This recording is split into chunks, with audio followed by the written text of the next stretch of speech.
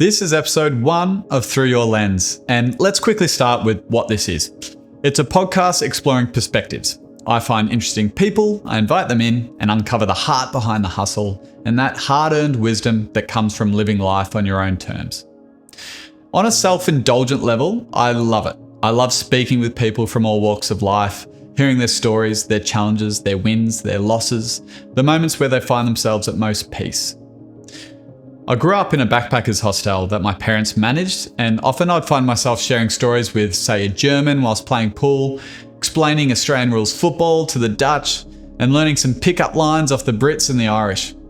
In a way, I feel like I get that chance again to hold space with different people and share their stories, which is an absolute dream job for me. Just on a side note as well, I can't believe that I finally got here. I know there's podcasts absolutely everywhere these days, but on top of running, a business, family life, and all the things that all of you out there are dealing with, it's actually pretty tough. There's a lot more involved than I first thought, but here I am at the start line. This is episode 1 of Through Your Lens. I'm incredibly honoured to introduce our first guest, Aaron Williams, the co-founder of Mindstar. Mindstar's story is deeply personal and incredibly inspiring. Founded in 2014 by Aaron and his wife, Khayt, Mindstar emerged from Aaron's own challenging journey with depression and suicidal thoughts following a tragic loss in 2003. His difficulty in finding the right support highlighted a critical gap, igniting a mission to create a better way for people to find their happy place. You should watch this episode if you're passionate about mental health advocacy or want to learn about innovative approaches to fostering well-being in communities and workplaces. Because let's face it, most of us at some point deal with our own mental health challenges, and this conversation is for anyone who believes in the power of connection and seeks to make a positive impact on mental health in their own lives or in the lives of those around them. Let's get into it. Aaron, what was one of the most difficult moments in your life that in the end turned out to be a bit of a blessing?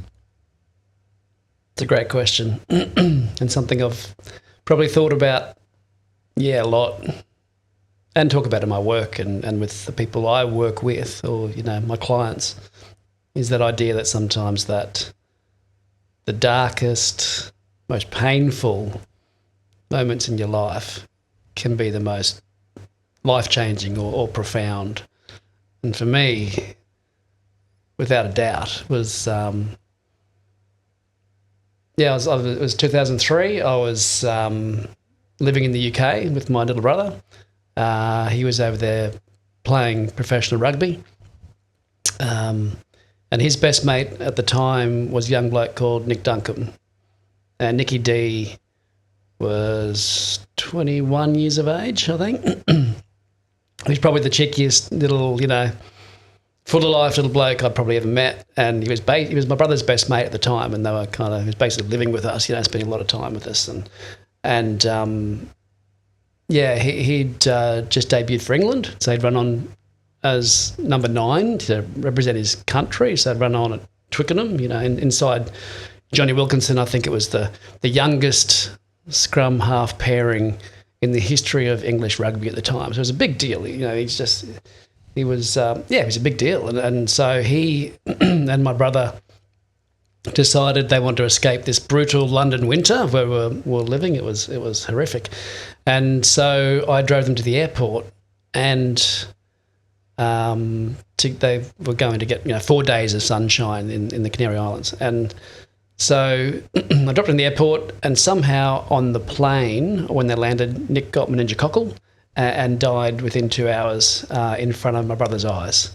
And I did the big brother thing, and I flew over and with his dad, and we brought Nick back, and I supported my little brother best I could through the funeral, and then after that I just crashed and burned, and so did my brother, but both in different ways, and I'd never experienced anything like that before. I was kind of angry at the world, and I tried to drink my way through it, which is the most stupid thing I could do, and ended up in a real bad place, and ended up depressed, suicidal, and my family flew in and they said, we're bringing you home, and brought me back to Australia. And that it took me about 6 months to come through that. And, yeah, it was a very dark place I'd never been to, probably even knew about at that time. And so when I did, and kind of to answer your question, when the sun came out a little bit, you know, when I sort of all of a sudden, it was funny. It was like the sun kind of just started peeping through the window again, if you like, and came out from behind a cloud. And so when that happened, yeah, I asked myself some big questions. I went, you know, what the hell was that? Why didn't I know about that? You know, why people struggle to reach out for support when they are struggling, and, you know, surely we can do better than that, because the experience I had with GPs and different medical advice was like, didn't work for me. And so really that moment, that dark, horrible moment, that was really the turning point in my life, and that I kind of look back on and have used ever since, really, to kind of, yeah, it was kind of like a before and after moment, if that makes sense. Absolutely. In the depths of that depression and that shock, I can imagine it must have been a complete shock for something to happen so quickly as well. Did you feel like you could reach out to anyone? Were you communicating with your brother? Could you band together at that point? We were living together. My focus was on him at the start, because it was, you know, he was there and the details were not good, not pretty, you know, because it was, I won't go into the details because it's not fair for the family, but it was kind of, it really knocked Nate around. So I was more focused on him, really, but then I just kind of hit me by surprise, I think. And it's a combination of things. Like, we're living in London, hadn't seen the sun for 40 days, you know, and then a job that I was working for Westminster City Council, getting abused by English people for 8 hours a day in the complaints department and a call centre. So there was a whole bunch of other stuff happening that was pretty dark. So it was this combination, I think, of things. So Nate and I were kind of, I think we were in shock, you know, and I was there with my girlfriend, now wife, you know, who was amazing. But it was just, and my mum flew in, you know, so, but I was just in such dark, I was so angry. It was like, at the time, it was like basically everything's fucked. The whole world. There's no hope. Things are so dark. The world's, it's a lost cause. So I didn't think, yeah, it was just getting out of bed in the morning was just like, why would you bother? So, When we've caught up and worked together, your brother's name often comes up, and I can sense this bond, and also, you know, ups and downs of the relationship over time. Yeah. Can you describe what it has been like, maybe from when you were little kids to now? It's been a journey. Yeah, no, and we are as close as, you know, I think anyone can be. We're very different, but yeah, we're best mates, which makes me so happy. Like, one of the things that I'm probably most proud about. But yeah, no, we've been through a lot, you know, and I'm quite open about it. I think we both are, because it's part of the healing process, I suppose. And, you know, we kind of had this really great early childhood, you know, and there's no such thing as a perfect childhood, but it felt like at the time, you know, we lived in Brisbane, and all I can remember, you know, for the first 10, 12 years of my life was riding push bikes and playing cricket and playing in the creek and riding up Mount Cootha, and, you know, this it was fun. It was fun, and went to a little convent school. It was way too much church, but it was a nice little bubble, you know, and I had good mates. And then when I was 12, yeah, my parents brought me in to their bedroom and said, we're separating. And it was kind of like your whole world implodes at that moment, and you're thinking, what's next? And from there, a lot changed. Did you sense, I guess as a child, you don't sense those real adult moments sometimes? Did it really come from nowhere for you, or did you have any understanding of what separation meant? It's pretty funny, because with the job I do now, and I'm having, moved into being a mental health professional and a child and family therapist and all that stuff, you go, oh, that kind of makes sense when you look in hindsight and go, oh, that's the way I ended up where I am. But at the time, I kind of naturally clicked into couples counsellor mode, as a 12-year-old, which is hilarious. Look at my 13-year-old and go, yeah, you probably would do that. But I actually went into you talk. Remember, after this hour or 2 hours, we're sitting on, mum and dad's waterbed. This is the 80s. And, it's like, they said, oh, it's probably the best conversation we've had, in 6 months, because I kind of just clicked into this weird kind of natural thing. But had I had any idea, I think in hindsight, and having done a lot of therapy about this, it's kind of this, yes, I think my brother and I sensed it, couldn't put words to it, at times knew something was not right, and even would get angry about things, but still never probably imagined or dared to dream or think that everything would implode like that, and that, so basically from there, mum was leaving, and we were all expected to go, and I was 12, but then they gave me the choice. So it's choose which parent you want. I was like, oh man, you kidding me? So I just in full time with one parent or full time with the other? Or it was unclear. It was basically which one do you want to live with?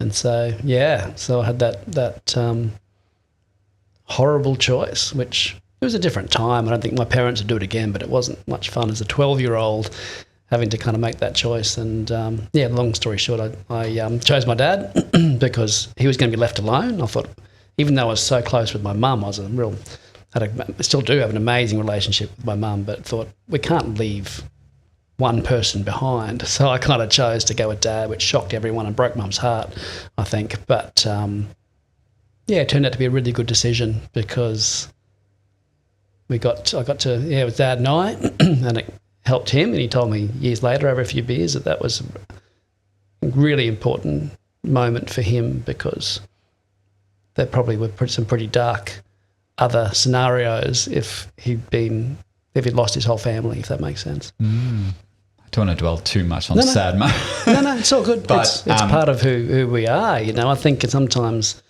and the more we learn about childhood trauma and the effects of what if I think about what you tell yourself and program yourself, or the decisions you make as a 12-year-old affect you for the rest of your life. We just don't realise it. So I'm only learning in the last 10 years that sometimes I'm sort of programmed or driven or subconsciously, that 12-year-old's still pretty strong in the way I live, the framework I live my life in. So it's important to open that up, and open that pain up again, and decisions you make and go, hang on, just because my 12-year-old self thought this doesn't mean my 52-year-old self has to do the same thing. How does it feel now being a 52-year-old and having your own boys and having your own family makeup and dynamics? Do you often think back to your childhood and your parents and how that looked, and how do you reason with that, and how do you, I guess, shape the way you do things? Oh, look, I promised myself as a 12-year-old I would never put my children through what I went through. So that was kind of a really strong fundamental belief, I suppose, that I made a promise to myself, which puts pressure on yourself straight away, as you go. And then I went through the stage, I'm never getting married, I'm never going to, I'm just going to travel around the world and live in a Berlin squat and just, be an artist and all that sort of stuff. And I was like, I'm never coming back to Australia, so that's a whole other story. But basically, I think, it's really important, because it's hard. It's hard to be married. Like, I've been with my wife, we've been together for 25 years next year. And people go, oh, wow, it's hard. And I think we both say the same thing. It takes a lot of work, and, parenting is challenging every day. So I have a 15-year-old and a 13-year-old who are amazing young men who I love to death, but it's not easy. It's not easy, and especially in the balance of the modern, this kind of world we live in now. That's tricky, and that's probably my greatest challenge, I suppose. If I think about my 12-year-old self, part of me thinks they felt like there was more time back then, and families had more time, and we used to go to our grandparents every Thursday night and have dinner at grandma's, and we'd have these holidays. We'd go camping for 6 weeks every year. My dad was a surfer, and we'd do all this. It just feels different now. Well, I feel so compacted, and all of a sudden time has become this kind of the most important thing, this platinum thing in our life. So I really, when I think about my 12-year-old self, I'm trying in my 50s to get that balance and slow down and make that time with my kids, make that special time with my wife, and have that quality time as a kind of a quarantined, important, balance in my life. So I stay married. So my kids go through and go, he was a okay dad, So I think that takes a specific, almost purposeful approach to life. All right, a quick word from one of our sponsors, and then we'll get right back to the show. Today's sponsor is, it's me, Tom from Raw Lens. At Raw Lens, we create impactful video and stills content that captivates your community. If you're a business, organization, or individual with a message to share, then let's chat. Book your free Creative Spark session today at rawlensmedia.com. Let's bring your vision to life. Okay, back to me in the show. You run a business where you help people with their mental well-being every day. But it is a business. And you run it with your beautiful wife, Khayt. Yes. And from the home. Yep. With the boys come back to. So business life is very much mended together, like most business owners out there. I know I'm the same. Yeah. But how do you protect that time? How do you protect that time of the boys and making sure you are there? And with Khayt? It's hard, and I think it's or any sort of business owner would know. Like, we launched a startup in 2014, and there was no separation for a while because we had full-time jobs. We did it on the side, so we'd be working till 3 a.m. every day. Like, I don't know, looking back, it was kind of this naive stupidity that got us through, going, oh, why not always be like this? Be a bit of fun. And so we just live on 4 hours sleep, and so that was the first 5 years probably. But I think how do you get through that? I have no idea. I worked a little bit late the other night, and Joe was like, we've got to stop this. I said, there's entrepreneurs out there doing these sort of things. I do not work that much. I would not recommend it to anyone. No, and often, and you talked about, Khayt and I, co-founders, we co-founded Mindstar together. And we're best mates. Like we're great. We have a fantastic relationship, and we're lucky that we travelled overseas for a long time together and backpacked, and so we kind of had the brownie points. We did a lot of really challenging stuff before we even came home to Australia, and then had to do this normal life thing and kids and all the rest of it, and dogs and mortgages. So we had we could rely on that and draw on that well of goodwill, I suppose, when we were just free to cruise around South America for 4 months, So I think we had that foundation. But I think, how did we do it? I think I wouldn't recommend anyone to work with their spouse. I've had people reach out to me and go, can you help us? Can you talk? I'm like, if you want to work together, don't talk to me or Khayt, because we'd probably say it's very hard in your relationship. So I think for that first, we started working together and thought we'd all just click. It didn't. We fought for the first 6 months just because we came from such two different professional backgrounds. It was really hard to meld them. So early days doing long hours, and we actually had to create boundaries. Like literally had to make rules, almost like a swear jar, where after a certain time we weren't allowed to mention Mindstar because it'd take us down a rabbit hole. Next thing, the kids haven't eaten, it's 9 p.m. and we're still trying to work out business strategy or dealing with an issue.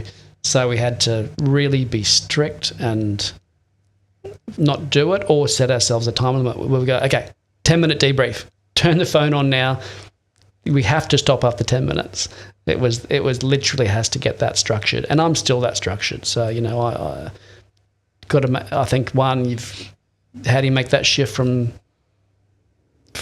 spending too much time on the business? I think you probably you realise that you're sacrificing something, and this is even in the corporate world now, working with senior executives. If you're working those sort of hours and you're sleeping, not getting the right amount of sleep, and you're stressed all the time, what are you sacrificing? What are you actually borrowing from? The length of your life, your health, your relationships. So I think I had a wake-up call when I was flying around the country, getting paid way too much money from banks and then global insurance companies to talk about well-being, and I was so unwell. I was so exhausted. I'm like, I gotta walk the talk here. This isn't just. I don't want to be just more noise. So I made a conscious decision to kind of go, okay, let's see if I can do it, so we can actually teach it to others. If that makes sense. Absolutely. Before we dive more into Mindstar and the amazing work you do, I want to set some context up for people listening as to, how a guy who's traveling around the world and living a bohemian lifestyle, but then found yourselves in the depths of depression after the tragedy. You mentioned earlier you did start to see the light. Often when people are in it, it doesn't feel like that's anywhere, and it's never going to come. Yes. But it eventually came for you. Do you remember a moment or a turning point where you started to see that light? Yep, absolutely. So I came back from overseas, crazy dark place. Like I'd almost have a panic attack walking down the Brisbane Queen Street Mall just in case I saw anyone from before, because I've been away for 7 years, I think, hadn't seen anyone, and still had this idea that it was like, when I finished school and you just walk down the mall and everyone, hey, you know everyone. That's obviously Brisbane had changed, but yeah, I think I was in this dark place, kind of isolated myself. Was seeing GPs and kind of trying to, they're like, well, we'll put you on antidepressants, well, it's not about that, it's got to, put you on some medication, stop you drinking. Like, well, the drinking's not the issue here. I knew and probably had sensed enough that there was some sort of grief, adjustment, kind of perfect storm that would cause this. So long story short, I kind of happened to stumble across a book in a secondhand bookshop by the Dalai Lama. So I start reading this book and I'm like, this is interesting. This is nothing I'd really read before or, it really had much to do with. And all of a sudden, so there's all these little meditations in there. And I remember the one that I picked up and started doing was in the morning when you open your eyes. And I remember I was dragging myself out of bed. I was in such a dark place. You just lie there and your eyes closed and think about someone you love. And so I used to lie there and actually think of my little sister, who I think is like an angel. She's just such great intent and so much love in her, and so I'd say pure, even though she's not, but I think she's just got this big heart, And so I'd lie there and just think of my sister, and all of a sudden it was like the sun came out a little bit. And it was just a simple little thing, but it was sort of get out of bed feeling a little bit different. And so that was the moment I went, what is this? What is this? Such a simple little 3-minute exercise that's helping to kind of break through the darkness, if that makes sense. Focusing on love. Yeah. And what you can do with your brain. And I'm like, this is the way you think. It's affecting how I feel. So I started to get really intrigued by it and go, what is this? And how amazing. How amazing that, I was 30, whatever, and this, that. So that was where, that's my life sort of flipped. And I went, imagine if I could, everyone should know about this. and how could I find out more? So previously you'd worked in IT and corporate sort of space. This is a moment you're like, okay, enough of that. Life's short. Yeah. you want to move somewhere else. Which direction did you go in career-wise, and how did you move forward from that point? Well, I was kind of lost, to be honest. So I kind of, because I was just, like you say, bohemian, just picking spots, a map around the globe. So I literally left Australia as a IT account executive, driving convertibles and wearing $600 suits and making more money than anyone knew, and it was an absolute wanker.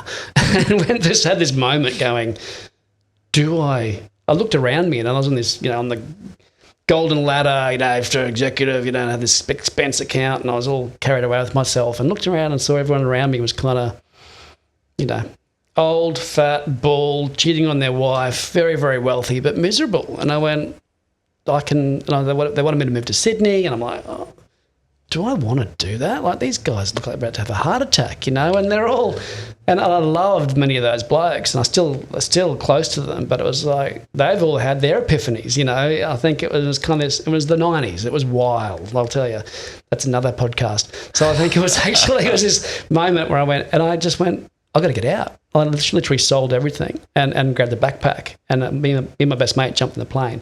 And the reason I tell this story is because in the next 7 years, I just basically tried every job I could find. So I'd come from IT, account management. I was a movie extra for about 2 years. In the Canadian film industry. I worked as a waiter and a barman in a private tennis club in Dallas. I cleaned boats in Florida.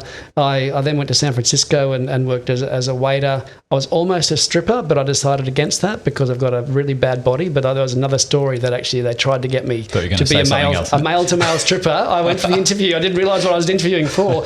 I worked in cosmetics in Harrods and Selfridges as a makeup consultant. I worked with profoundly disabled people, and I'd done all these. I was a recruitment consultant. I just did all these different jobs all the way around the world. So I came home going, what's next? And then had this horrible, painful experience that gave me meaning. And from there, I went, you know what?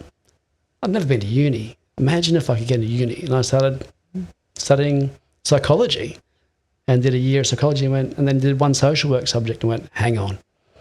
This just fits with me so well because of the political aspect, the systems aspect, and how you can really create meaningful change for people who are struggling. And what did you learn through that process? You've spoken about even working with young men, homeless on the streets. Yeah. Like, I imagine you'd had some pretty incredible experiences. Yeah. It was amazing. I think I was still fourth year, maybe third year, fourth year in my degree, and got this job, worked for Brisbane Youth Service, and it was awesome. It was basically, working literally on the street, like cooking sausages for homeless kids, working with these kids and doing a drop-in centre. They'd come in and they'd get a shower and a meal, and you'd kind of sit and chat to them. Had a young parents program working with, teen mums, and it was just passionate, amazing people working with kids who you can't help judging about, why don't you just go home? Why are you out here taking drugs on the street? And then you find out, then it all comes out. They can't go home. They're getting bashed. They're getting sexually abused. They're not welcome at home sometimes. They've got nowhere to go. These kids are so broken, but just put up this big, tough kind of external, and I'm not generalising, but, for so many of them, and they're sleeping, they're never safe. Night after night, they're sleeping in storm drains in the Brisbane River, and a big rain had come and they'd be washed into the river or the drown. It just blows your mind, what they've gone through. So I suppose what I learned was, I can't save anyone. You can't control anyone. But I think more and more understanding that, number one, the importance of early intervention and that support there, especially for young kids and kids going through their teenage years. I mean, that they're forming humans and our next generation of society. So that's how I ended up working in child and youth mental health in the Royal Children's Hospital and doing that, that work around families and young people. And the second is, we can't always, the old saying is you can't always control what you experience. You can't always control what happens to you, but what you can control is how you respond. So I think it's really working with people. And we've known it for thousands of years. It's the basis of Buddhism or Taoism or all these different kind of beliefs and philosophies that, life is full of misery and pain. So what can we do for our internals to deal with this life journey that we're on? That was a big answer. That's a good answer. I imagine it wasn't always easy, though it sounds a lot more fulfilling than climbing up the golden ladder. What did it feel like for you, going from a $600 suit to being on the streets with these, people going through tough times? Yeah. And, not saving them, as you say, but being there. Yeah, mate, it's amazing. It is. Yeah, I forget who said it, but that whole idea that, the greatest failure in life is if you get success without fulfillment. And I think that's kind of, and even still, I question myself every day, to reach that fulfillment, what does that mean? And it's different for everyone, obviously, but for me, incredibly fulfilling. That's kind of, and I probably do a lot of work around what is my life purpose, what floats my boat. And it's not, it's no more than what makes me feel good and what do I want to model to my children, what's important in life. And we take our boys, every year to a developing country and go do some volunteer work or go show them that this is not how everyone lives. This bubble that we live in is not how the rest of the world lives. So I think for me, it's more than a job. It's kind of it's a way of living, it's kind of keeping your feet on the ground and keeping it simple. But yeah, if you can, for me, if you can help someone kind of find some happiness and find some peace and give them some strategies and tools to deal with stress and pain and misery, then we're all on the same journey. It's kind of an awesome way to earn some coin. So that is success. You're living your version of success today, would you say? What does success look like for you today, or do you feel uncomfortable with that? I'm kind of in the middle of that, Tom, to be really honest. I'm very proud of where we've got to. I think, it's amazing that, we do, I think, thousands of sessions every year with people from across Australia and from all walks of life, all industries, through their insurance company. They might be on, a psychological injury claim or have cancer or chronic pain and our Mindstar coaches support them through that. And it's astounding, what we do. But no, I'm not there anywhere near fulfillment or success just yet. I think it's making it more, it's getting it more accessible to more people. So I think I've said it lately, I want to be more, what my life purpose is to be more of a teacher or an educator than an ambulance driver. So it's kind of how do I really use my next, hopefully 30, 40 years I've got left on the planet to actually, to get it out there. And it's not my stuff. It's just a way of talking about stuff I've known for thousands of years that connects with people and that we know works. But the message that we're often told is that it takes a tablet or a pill to fix things, or, we're working down this end. But if we just got up the other end and concentrate the way we think and feel and use some of these strategies, hopefully we're not going to end up needing to take pills or see doctors or try and fix something that we feel is broken, if that makes sense. So tell me about Mindstar. Who do you work with, and what are you seeing? We all know that statistically, depression is on the rise. Domestic violence, suicide, all these horrible things are quite prevalent. Yeah.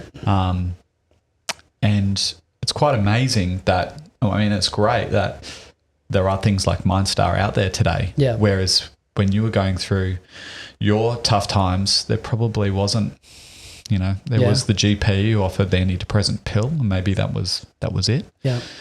You were lucky enough to stumble across the Dalai Lama book, which is, there's ancient laws and there is ancient remedies for all these feelings. Yeah. But today you're bringing this into the new world. What are you seeing out there?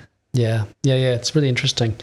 Really interesting, because I think, it's true, exactly what you say. It feels like, and the data would say that there is an increase in all this, stress, distress, kind of, mental illness, obesity, drug addiction, all the things, domestic violence, family violence, all of those things seem to be on the rise. Absolutely.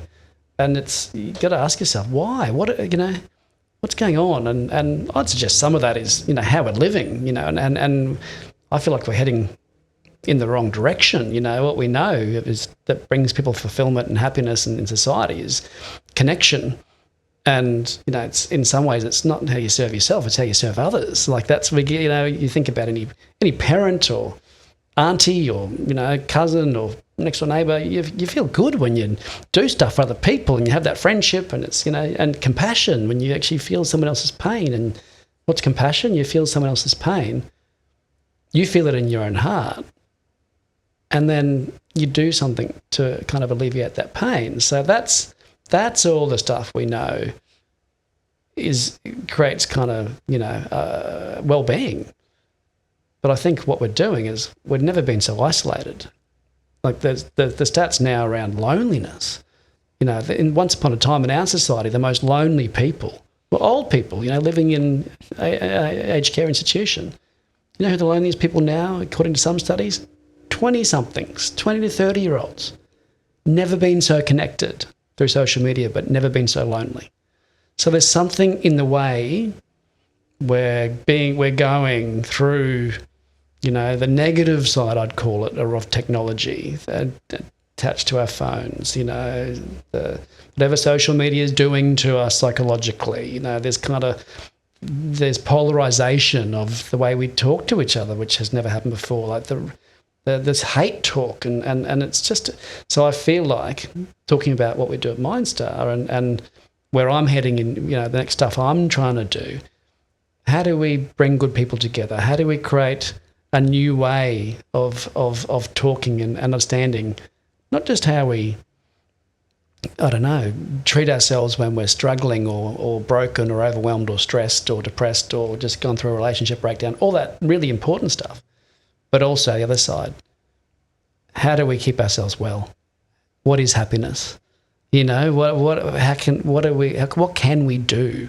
It's just little things. What can we do to look after our happiness and find fulfillment? And that's the stuff that I'm so proud of at Mindstar, and that's kind of the keynotes and workshops. And I've come back from New Zealand and talked to business leaders over there, and what's really interesting to me, and it's happened 2 weeks ago, often organisations want me to talk to their leaders and their people around the more technical aspects, around dealing through change or, the important stuff, but, the more work-related kind of structured stuff. What do we do? What software do we implement? What do you look out for if someone's struggling? What exactly? What's mindset shifts and the stuff that I love and I'm into. But what happened? What happened just recently? Because I talk about the Dalai Lama stuff and how you start your morning, what the morning challenge is, and how you can start the day rather than feeling stressed. You start the day, feeling relaxed and with gratitude. And I kind of got asked. I took that out because I've been talking about it for 5 years. But the request came through, can Aaron put that Dalai Lama stuff back in? So even in the high end of the corporate world, that's the stuff that resonates and changes people's lives. It's not stuff that we, I would say, sorry, psychologists, it's not that kind of stuff. It's literally, to me, the most meaningful stuff is that the ancient wisdom that still rings true, or maybe rings more true today around how we live simple, happy, fulfilled lives. And there's some pretty basic fundamentals around that, which is silence, slowing things down, and just perspective. How do you start your day? I do an hour meditation every morning, or Monday to Friday. Yeah, I've been exploring different teaching and frameworks for 20 years, probably since then. Since 2003. So, took myself off last year and did 10-day silent Buddhist retreat. So that was amazing. And since then, I've kind of it's a Vipassana training that I've been maintaining. So I literally make myself do that hour every day, and I'm a different human being for doing it. It's incredibly powerful. All right, a quick word from one of our sponsors, and then we'll get right back to the show. Today's sponsor is, it's me, Tom from Raw Lens. At Raw Lens, we create impactful video and stills content that captivates your community. If you're a business, organization, or individual with a message to share, then let's chat. Book your free Creative Spark session today at rawlensmedia.com. Let's bring your vision to life. Okay, back to me in the show. People listening out there and they've got busy lives and they just feel like they're up against it day in, day out, might have kids, they might just have stressful work lives. How can they get started? Maybe they don't, an hour might feel daunting to them. Oh, definitely. Where do they get started to find some peace, some joy, some gratitude, and move closer towards that light if they're feeling dark? And this is going to be challenging, but I think one of the things that, I talk about, have talked about and banged on about for years is one things that it's called the morning challenge. And literally, why? Because everyone's stressed.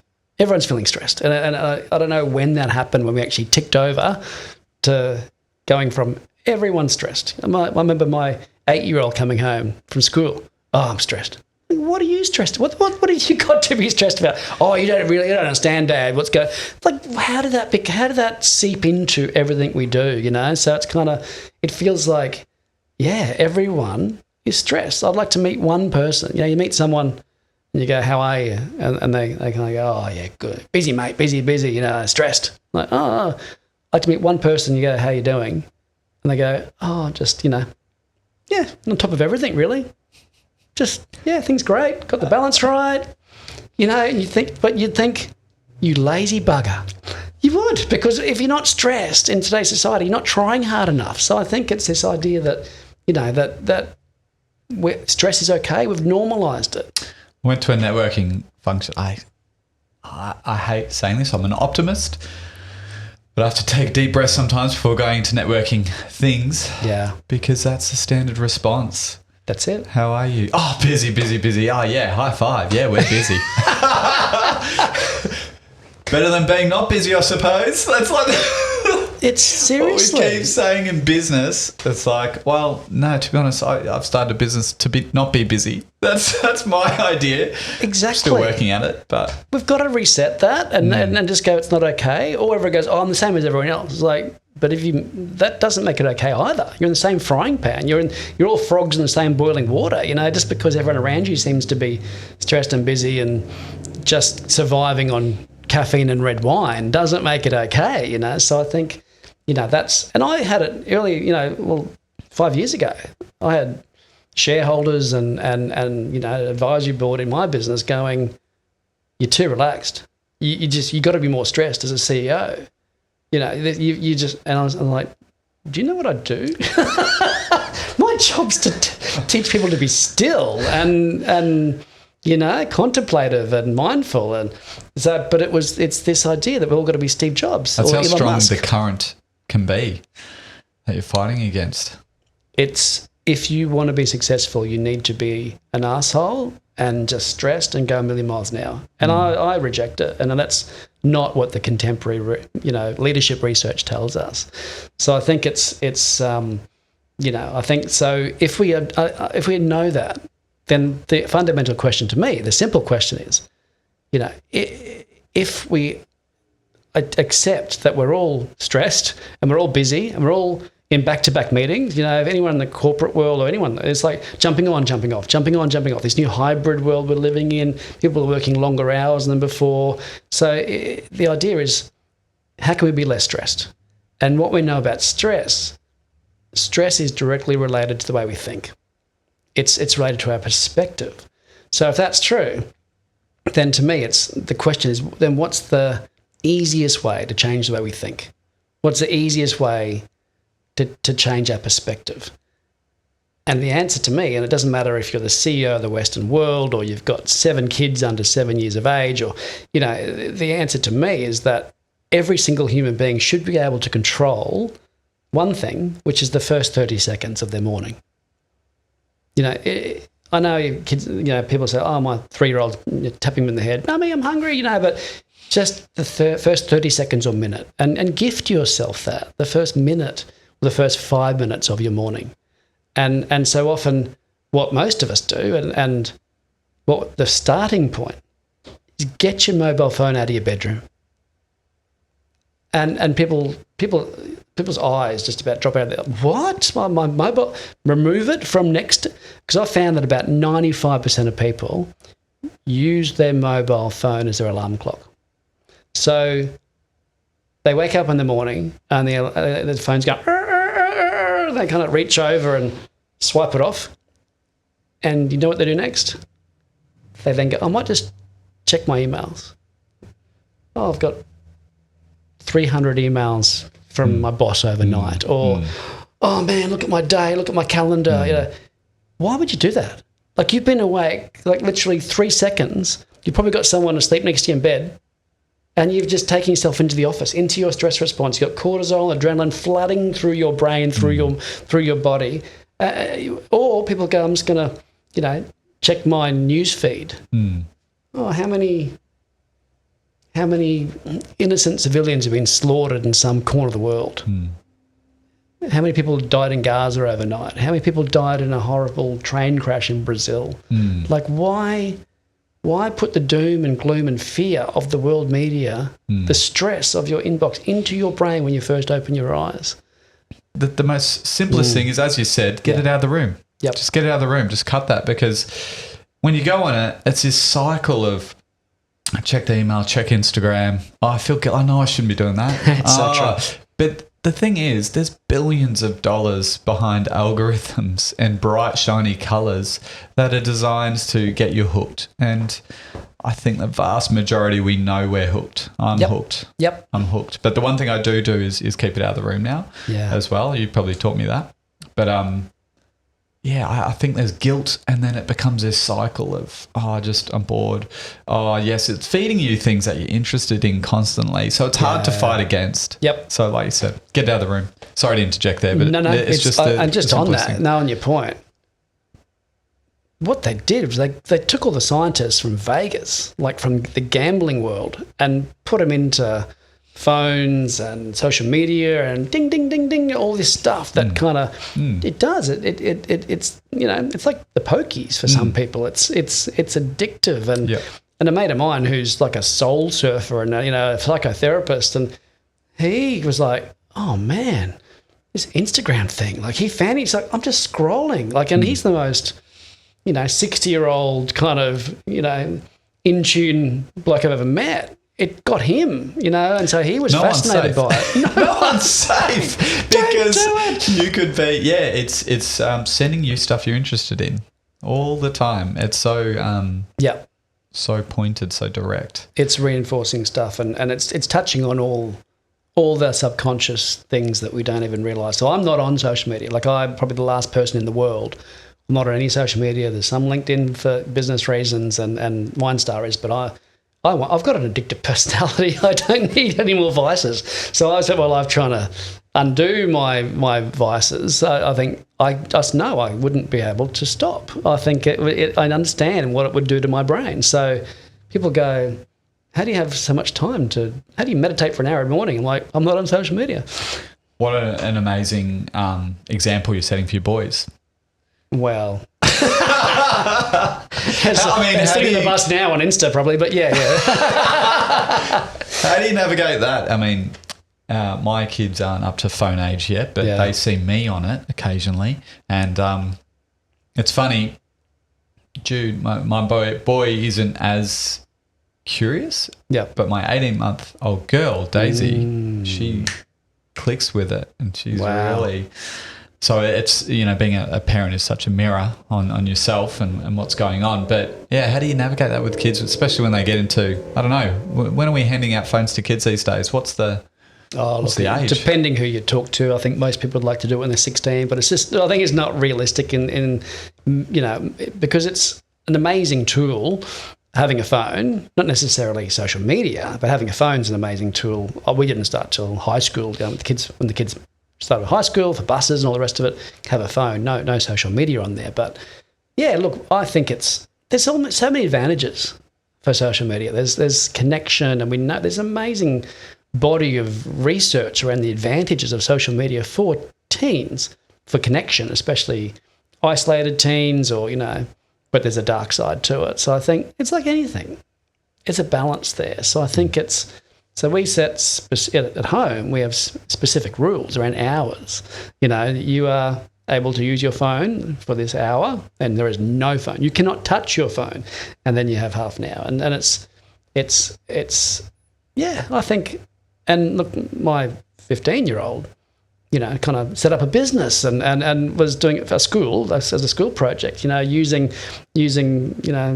Facebook and I think Instagram and setting up a online business for a business subject that he was selling Sri Lankan tea, and there's all these incredible opportunities for a marketplace, and he sells stuff on Facebook Marketplace. And so that, I think, I'm not anti-social media, but it's like alcohol, it's like anything else, nutrition. Just get the balance right, and if anything, if it starts to flood, as soon as it gets in the way of you the rest of your life, and that's a tricky thing. That's when it becomes really an addiction. And I think a lot of people have. I don't know if you've ever walked around Noosa National Park recently. Wasn't that long ago. You walk around Noosa National Park, everyone would say hello to you in the morning.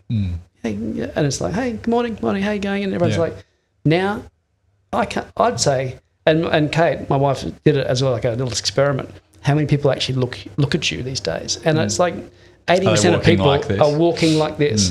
And the most beautiful place. My wife's a whale freak, just into humpbacks, and there are breaching whales out there. She's like, oh my God, it looks weird. People are too busy walking past. Miss this incredible, spectacular. They're probably looking at someone's photo of the whale that they put on Instagram. We had one morning, we got those at the ferry pools, what they're called, right around, and we're out there, and all of a sudden this German backpacker starts yelling at us, can you all move? Made us all move into the corner of the ferry pool so she could float on her back, and someone could take a photo of her to make it look like she was by herself, while there's like 30 of us all in the corner. I'm like, the world's gone mad. Like and subscribe. Yes. So yes, the morning routine is basically get your phone out of your bedroom. If you keep it in your bedroom, just use it as a phone. Don't use it as a computer. No scrolling. No, on it at 2 a.m. when you can't sleep. That's the worst thing you can do. You will not sleep because it'll activate your brain. And the thing that I've found out of everything I've told people, that sticks is, so to go back to the Dalai Lama, this is, if people want to know how to start just dipping their toe in the water of, mindfulness or meditation or gratitude. It's this very simple little thing where the very second you open your eyes, and this is part of, what took me out of the dark place in my life, the very second you open your eyes in the morning, you tell yourself 3 very simple things. The first thing you tell yourself is that I'm lucky to have woken up, I'm alive. I'm lucky to have woken up, I'm alive. Because you are. Because one day you won't wake up. And I saw that, really clearly in my 92-year-old grandmother who died 5 years ago, last January. And she, for the last 5-10 years of her life, she'd wake up every morning and sort of open her eyes and look around and go, oh, sweet, another day on the planet. Because the closer we get to death, the more we start to appreciate life. So why wait until you're 90? Why not start now? I'm lucky to have woken up, I'm alive. The second thing you tell yourself is, I have a beautiful life. Because you do. And I think we can't sugarcoat things. People are struggling. There's a cost of living crisis. There is a rise in all those, family violence and relationship breakdown. So many people struggling to find love in their life or maintain it. It's all. Let's not sugarcoat it. Modern life is hard and it's challenging, but you have a beautiful life. We live in a beautiful country. There's so much natural beauty and freedom and an opportunity. And you don't have any bombs falling on your head. You're not waking up in Gaza. It's you probably have enough food in your pantry, in your kitchen, that if all those supermarkets closed overnight, you'd probably have enough food to feed yourself for 3 weeks. You have a beautiful life.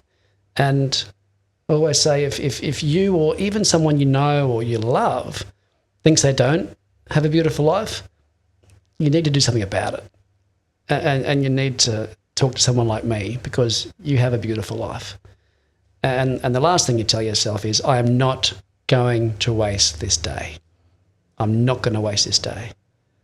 Because what's happening now in the world is so many of us feel like we're out of control, that we have no control, that work's in control, or my boss is in control, or the government's in control, the economy's got me under control, or the kids are in control, or, but it's not true. We are absolutely in control of our own life. And so it's really important that we choose what we want to get out of this day, what sort of mother, father, brother, sister, next door neighbour, best friend, best mate that we want to be. Because if we don't do this, then what's happening for so many of us, and why we feel so empty and disconnected, is because, we're not choosing what we're doing that day. We feel like we're living someone else's life under control of others. And so it's Groundhog Day. We're just going through the motions, We're just doing it for the pay packet, just like this on the hamster wheel. And so what happens then is we just start to feel empty, and then kind of fatigued.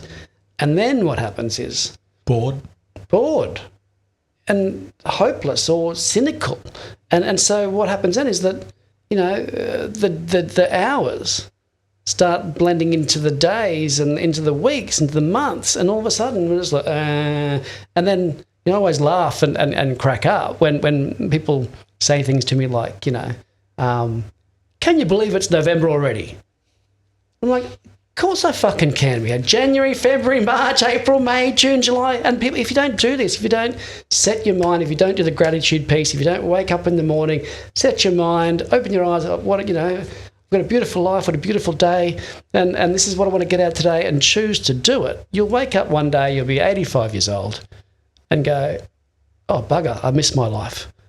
So I think that's what the difference is, Tom, I think, to help people wake up and start to live in the present, start to get perspective, and so all of a sudden, life just seems a lot easier. You just get in the flow, and it's not perfect, but there's specific ways that we can just kind of, by starting the morning like that, and I'm always surprised people have it on their wall and stuff, and they put these Dalai Lama words up to help them kind of find some meaning in their life, just from that 1 minute in the morning.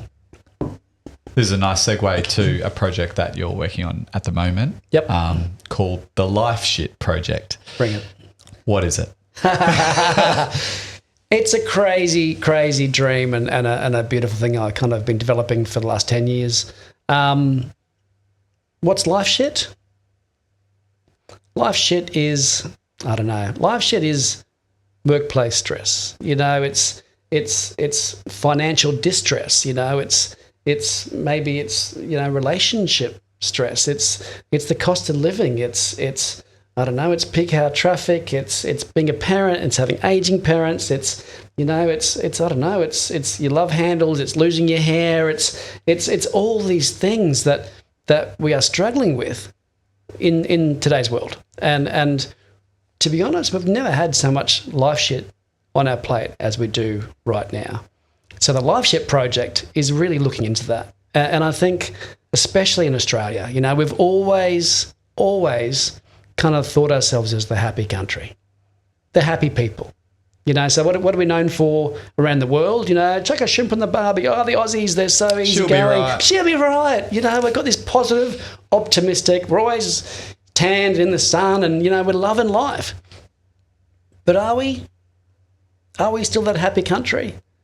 You know, and that's kind of what I want to unpack. I want to explore that idea and some really simple questions that, you know, this documentary will ask. Where basically it's traveling around the country and asking people kind of a silly question, but the question is, you know, are you happy? It's amazing when you ask people that question.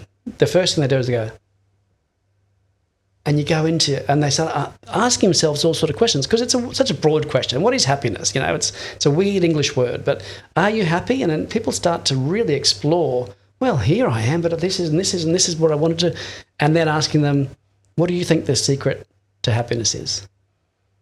And they're just going around talking to people, exploring different communities, different age groups, go into schools, go into aged care, go into Indigenous communities, go into the corporate sector of Sydney, go into Nimbin, go into these places and really explore across Australia between rural areas, between coastal areas, between major cities and different people and go, are you happy? What do you think the secret to happiness is?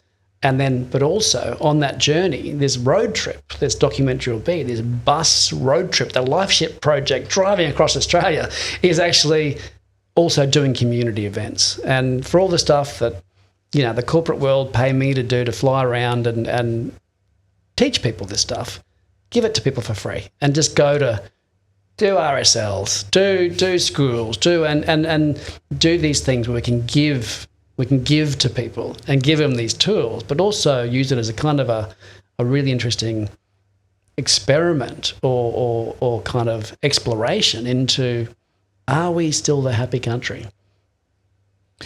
What do you hope people feel when they watch it? I hope we ask ourselves, I think with the speed of the world at the moment, I hope they feel confused or challenged. I hope they feel challenged. I think, because I challenge myself every day because I can't, am I happy? Where do I start? You know, so it's kind of, I think we need to ask ourselves these questions and explore it, because what it does is kind of straight away you start going to your values of what's most important. And often we don't think about that enough. We don't think about, you know, what are our values? What is most important? Because I have a lot of clients that I work with, you know, who make more money than God. Like they are living in Sydney Harbour and they're living in their $20 million houses. They must be happy, right? That's what you think. I think I would know that. But I think it's kind of, yeah. And I often ask them, like, yeah, what do you do for joy? And they're like, what? What do you do for joy? Just for you, not for your board, not for your, you know, your CEO, not for your even your wife or your kid. What do you do just for you?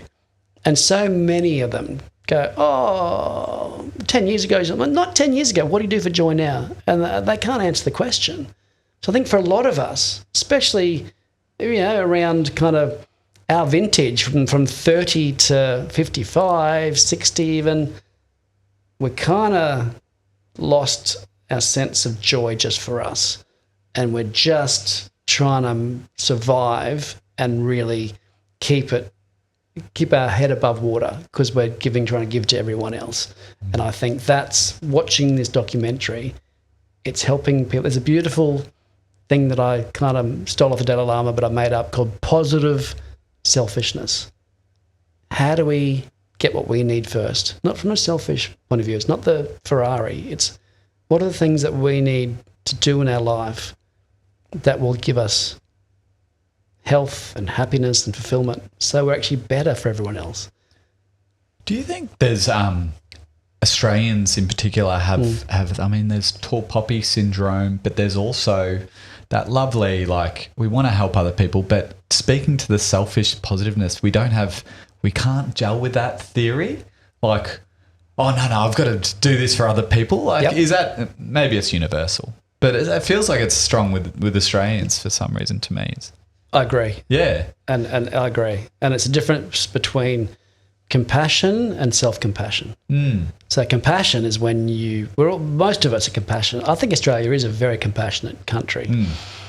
I'm going to think about that some more, but I think we've come from a history of being really compassionate. Are we? Is compassion decreasing? I don't really know. I'll tell you once I do the road trip. But it's kind of this idea that, are we getting more judgmental, more brutal? I'm not sure, but it'd be interesting. Don't go into the comment section of any YouTube or social media channel.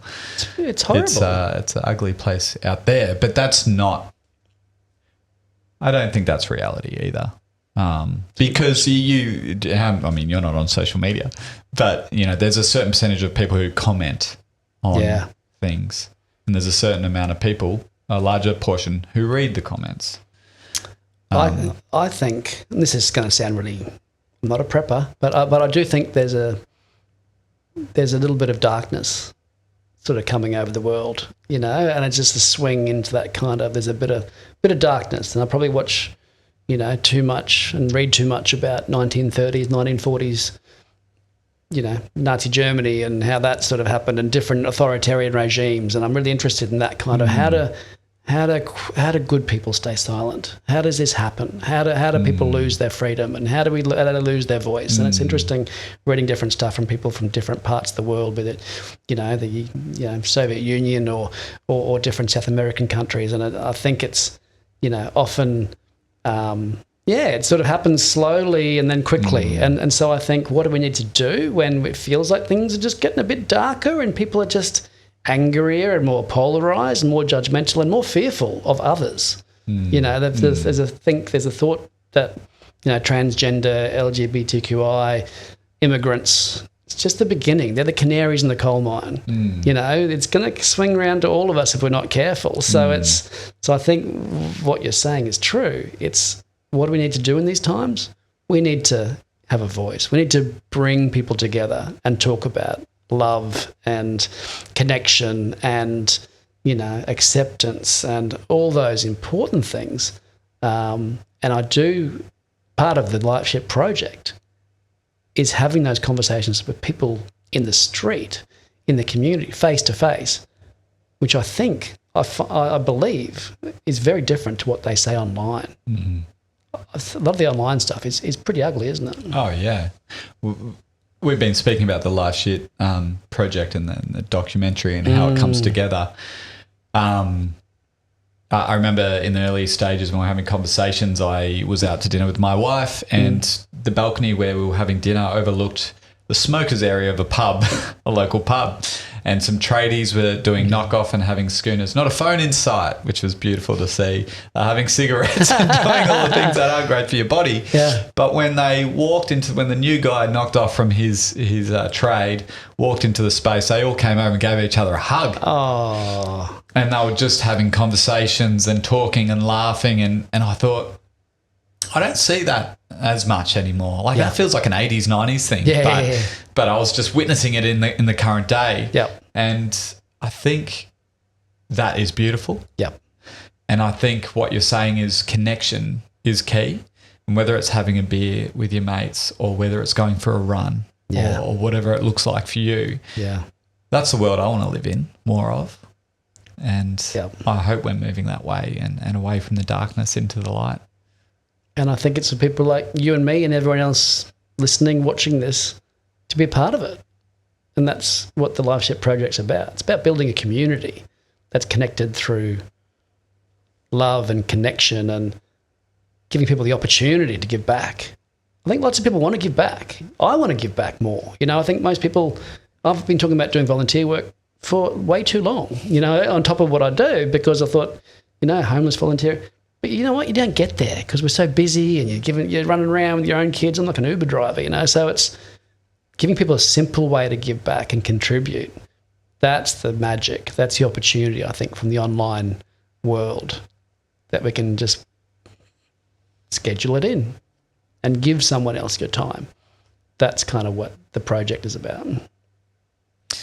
And we'll wrap up shortly because I'm so grateful for your time, your precious time. No, you're not busy. You're not a busy person.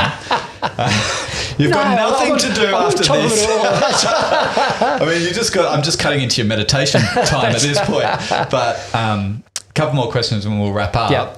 The first one's just a practical one because I feel like you've just studied and read a lot in this space. Is there a book out there where you gift or recommend to anyone? Yeah, definitely. Same one every time. And people are like, oh, he's talking about that book again. But there's a book called Man's Search for Meaning. And it was written by a bloke called Viktor Frankl. And Dr. Frankl was a psychiatrist. I think he was Austrian, but he basically, he was a Jewish bloke who ended up in the Nazi death camps. And he's written this book, Man's Search for Meaning, and it was, I think, in the 50s. And as a psychiatrist, he's written it. But it sounds like the most morbid, dark, horrible book, but it's the most beautiful, incredible, amazing book you can read because Frankl doesn't talk about why people died. He talks about how people survived. And it's kind of, I think the most beautiful message. And he tells his stories of just a little, even in the most despairing, horrific circumstances, in a Nazi, I think he might have been in Auschwitz, and he's in these terrible conditions, and everyone's starving and dying, and he's just, skin and bone and dressed in rags, no shoes, and getting dragged out of bed in the dark to go out and like dig trenches in the frozen ground, by the guards. And he talks about how even in those situations you can find that little bit of joy if you look for it. So he talks about things like, as he's digging this trench, watching as the sun rises, like seeing the kind of reflection of light through a drop of dew on a leaf, or looking out for just little tiny glimmers of kindness in the guards, the prisoners, or even just having to think about his wife, who he loves so much, who was in a different camp. And just even at the worst times, the darkest times, if we look for it, we need to look for it, we can find that joy. And the overarching message of that book is, it's, if you know your why, you can endure anyhow. So if you know why you're getting out of bed in the morning, you know why you're walking into work, you know why you decided to have children, if you know why, you're put on this earth, then you can get through anything, any shit that happens, any life shit that happens, you will endure. And that's kind of the magic of resilience, I suppose. If you choose. If you choose. It doesn't fall out of the sky. And that's why I think this idea of happiness. You don't deserve happiness. Happiness doesn't just, sometimes we think it's just, I deserve to be happy. I should be happy. Why aren't I happy? I'm going to blame everyone else. I'm not happy. It's ridiculous. You got to find happiness, and you'll lose it by the minute, by the hour. You got to re-find it. Joy and happiness. It's there, but you've got to choose it. Thank you so much, Aaron, for spending time with me to spread your wisdom, your joy, your light, your living your passion. And I'm always inspired by anyone who's made that choice to go down that track, explore it, no matter how hard it might be or how uncomfortable it can be. But you've done that, and you're showing the light for the people you work with, but your own family, which is really inspiring for me as a business owner and a dad and husband. Last question. Yep. Where is Aaron Williams at most peace? Well, I could say the 10-day silent meditation retreat where I had no pen, no paper, 10 days in it's not a cell, it's a room, and doing 100 hours of meditation. That was incredible. Kind of found after 9-10 days of not talking, I went, you know what, I've got nothing to say. So I came out of it going, I'll just stay silent forever. But I wouldn't have a job. But I had a crazy thought. It came in meditation a couple of years ago, and I've got 5 acres of bush that I live in, and on a dirt road, can't see any houses. That's what keeps me mentally sane. I built a little meditation platform that I got this young builder to pull together for me. It's just very basic, but it's basically just a flat form with a roof. It just looks out on the trees, and that's where I sit, and I love where I live. It's kind of in the hinterland, the bush, and I could sit there forever. Thank you so much, Aaron. Absolute joy, mate. Thank you. I love what you do. So thank you for the opportunity. Hey everyone, thanks for watching the show. This podcast is truly a passion project for me and the small but awesome team behind the scenes. We pour our hearts into bringing you these honest and insightful conversations. But I can't tell you how much it helps when you hit that follow or subscribe button.